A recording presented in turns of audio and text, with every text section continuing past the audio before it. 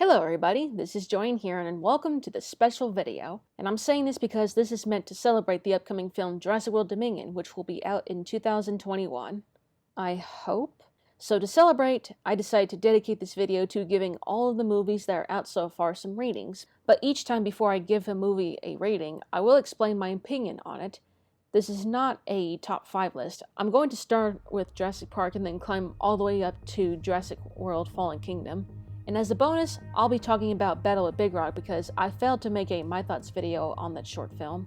So please note, if your opinion on the movies is different from mine, that's completely fine with me. It's no big deal. So, without further ado, let's get started.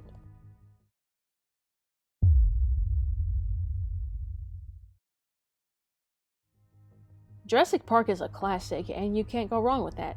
To this day, this movie still remains my favorite movie of all time. Even though I enjoyed its sequels, including the Jurassic World movies, I still think you can't beat the classic, and something about this movie really feels magical too. It knows how to leave you on the edge of your seat and how to build suspense. The special effects, especially the animatronics, are phenomenal and still holds up to this day. The characters are great and very likable. The soundtrack is beautiful, and at times it can be very terrifying and suspenseful. I guess my only minor problem is that the movie didn't reveal what ultimately happened to the sick Triceratops, but from what I've been hearing on the internet, it probably passed away later on. But hey, that's the only small thing, nothing too major. Jurassic Park has a balanced pace, great and likable characters, memorable moments including the famous T-Rex breakout scene in the kitchen scene, beautiful visuals, and a breathtaking soundtrack. I'm giving Jurassic Park 10 out of 10 sickle claws.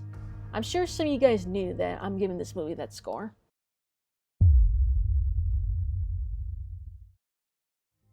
I know that this movie may not be faithful to the book of the same name by Michael Crichton, but The Lost World Jurassic Park is still a great film in my opinion, and it's a pretty good sequel to Jurassic Park. The action scenes are fun to watch, the movie shows some new dinosaurs, the special effects once again are phenomenal, especially with the sequences where they have the baby T-Rex animatronic. The movie also decided to turn the suspense up really high at one point where they have the whole RV dangling over the cliff while the characters are in there hanging on for their lives. Granted, the pace is a bit slower in the movie, but the movie is still a fun ride. While the movie has a slower pace, The Lost World Jurassic Park has a fun story, good characters, fun scenes, plenty of scary moments, massive sceneries, and special effects that are still as impressive as the effects from the first Jurassic Park movie. The Lost World Jurassic Park deserves a 9.5 out of 10 sickle claws in my opinion.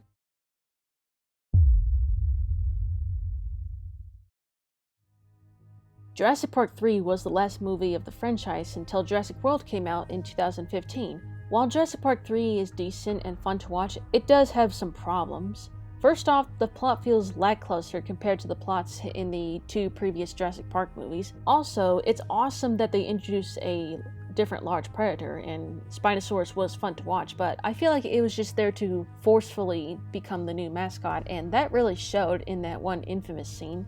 Nowadays, you can justify that scene because that T-Rex was not a full-grown adult, and the Spinosaurus was genetically modified, but of course, it still left a crack in the movie for a lot of fans. The movie also missed the opportunity to explore more on the backstory of the Spinosaurus. All we pretty much saw was it being aggressive, vengeful, and very territorial. But hey, nowadays, thanks to some information coming out, we at least know where this thing came from. Lastly, some of these characters are either not that good or just plain annoying. Although I like seeing Dr. Grant return, and Eric was a cool character. Outside the problems and the movie feeling a bit too short, I like seeing the Spinosaurus despite that one infamous scene. I like seeing the Velociraptors. The movie is entertaining and has epic music. The effects aren't as good as the ones in the 2 previous movies, but at least the practical effects were pretty good. I'm giving Jurassic Park 3 8.5 out of 10 sickle claws.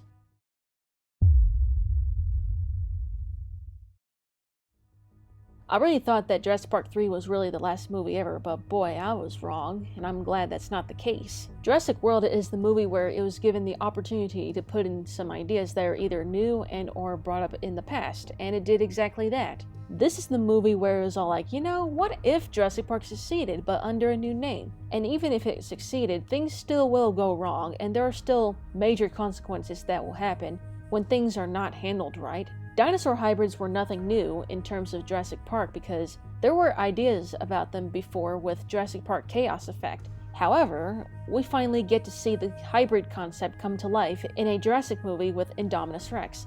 I also love the new direction the movie went to with velociraptors. The movie even reminds the audience that dinosaurs are actual living, breathing animals, not stereotypical movie monsters or assets. However, if dinosaurs do attack, they either do it for hunting, protecting their territory, they're terrified, or something is not right in their heads. The movie has beautiful setups and sceneries, and the new characters are actually likable. The soundtrack is also beautiful, and at times it has a very nostalgic feeling to it. To be honest, I only have two downsides about this movie. First off, the movie lacks the return of the original characters such as Dr. Grant, Ellie Sattler, etc. I mean, the movie has Dr. Henry Wu from Jurassic Park come back, but he does end up joining the dark side. However, the movie at least has the same T-Rex from Jurassic Park come back, and boy oh boy, that was phenomenal, and it was great to see her again. And the second downside, the practical effects for the dinosaurs are very lacking. One of the reasons Jurassic Park is so famous is because of the practical effects. Unfortunately, the movie doesn't have a lot of dinosaur animatronics, although the only time we get to see one was in the dying Apatosaurus scene. Despite the lack of the original characters and animatronics, the movie has nice, likable new characters, an epic and nostalgic soundtrack,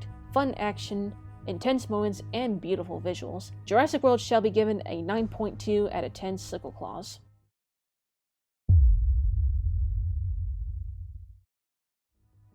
This is the darkest movie in the Jurassic movie franchise so far, and I'm not gonna lie, this is the only movie I'm reluctant on watching again outside some scenes. I'm not saying the movie is bad, alright? I'm not implying that. The reason I say that is because this movie is really depressing. Jurassic World Fallen Kingdom is the movie where Jurassic Park dies, and as someone who saw the original Jurassic Park movies as a child, it's an unpleasant feeling, and as you can imagine, I cried the most with this movie, especially that one scene that left mental scars on a lot of the fans. And I'm sure all you guys know what I'm talking about.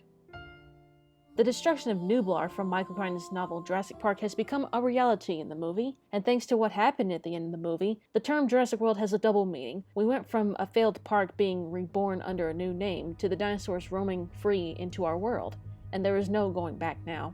Welcome to Jurassic World. Now, just like in Jurassic World, we were introduced to a hybrid, and this time the Indoraptor, and holy crap, this thing is terrifying and it is vicious. The Indoraptor not only has a nice design and an intimidating color scheme, this dinosaur was so much fun to watch, and anytime it's on screen, crap is about to go down. In my opinion, the Indoraptor is one of the best parts of the movie. The soundtrack is epic and emotional. The movie at times has a gothic feeling to it. It even used more practical effects for the dinosaurs than in Jurassic World. And it also has the return of Dr. Ian Malcolm, played once again by Jeff Goldblum. And there are a few problems, unfortunately. One of them being the movie not having Dilophosaurus make a proper physical return. Now, there were hooting sounds heard at the beginning of the movie. We saw a statue of it in the Lockwood Manor. Jurassic World also had a hologram of that thing, but that was pretty much it. Although there were multiple Dilophosaurs shown in Jurassic Park the game, but I'm talking about movies, not video games. Ever since Jurassic Park, we never got the chance to see Dilophosaurus make a proper physical return in a movie again, and to make it worse, Fallen Kingdom was going to show it, only to be denied once again. I hope with Jurassic World Dominion, Dilophosaurus gets a chance, because it's been years since we've seen it in a Jurassic film. Also, I feel like some of the scenes felt a bit restricted, and maybe they could have been a bit better. In fact, after seeing some concept art with this movie, including the one where it shows the Indoraptor picking up a human skull, I could see why some scenes felt a bit restricted, and it makes it worse that there are no deleted scenes to watch on DVD. Despite the movie being depressing, missing a few opportunities, and Dilophosaurus being denied yet again, the movie is dramatic and epic, the soundtrack is powerful and emotional, the acting was great, the practical effects for the dinosaurs are shown more, and it has some scary and gothic moments. I can't really decide whether it's better or worse than Jurassic Park 3 to be honest, but I can give the movie credit for having a more intense plot than the plot of Jurassic Park 3. I have no choice but to give Jurassic World Fallen Kingdom 8.5 out of 10 sickle claws. Now that I've gone over all the movies that are out so far, it's time to talk about Battle of Big Rock.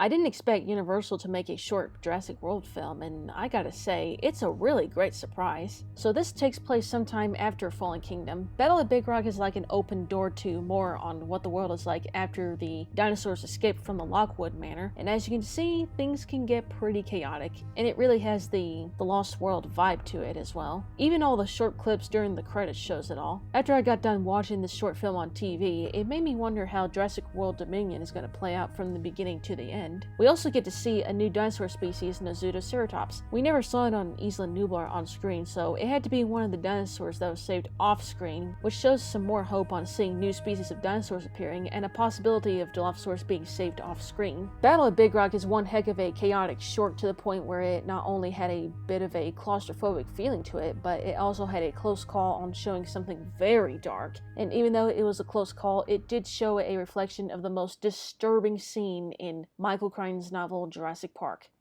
I don't want to say what happened in that one scene from the novel, but it's something not so pleasant. If you guys have seen videos about it, or if you read the novel, or perhaps you did both, I'm sure you'll understand. They even used an animatronic for the Allosaurus for when it broke through the window and thrashed its head around, which is a nice effect. Because this film takes place at night with the exception of the closing credits, it can be hard to see the colors on Allosaurus and Ceratops, but thankfully the shots in this short aren't too dark to the point where it's hard to tell what's going on. The Allosaurus even looked very intimidating in the dark. I heard news that a live-action Jurassic World TV series is currently being worked on a while back, and that got me curious on what it has to offer and if we're going to see more short films like Battle at Big Rock in the future. I gotta say, things are about to get even more crazy. While the short film has some special effects that are a bit off at the end credits and difficulties with seeing colors on the two main dinosaurs, it has nice cinematography, decent acting, crazy and intense moments, and some fun action. Battle at Big Rock shall be given 9 out of 10 sickle claws. So that's all the movies, including the short film that came out so far. When the time comes, I will definitely make another My Thoughts video for Jurassic World Dominion. With all the information coming out, I'm really excited for this movie. And I do intend on making a My Thoughts video on Camp Cretaceous as well, but that will have to wait for a while. And that's pretty much it. All we gotta do now is wait and see what the new movie has to offer. Thank you guys so much for watching, and I'll see you guys in another video.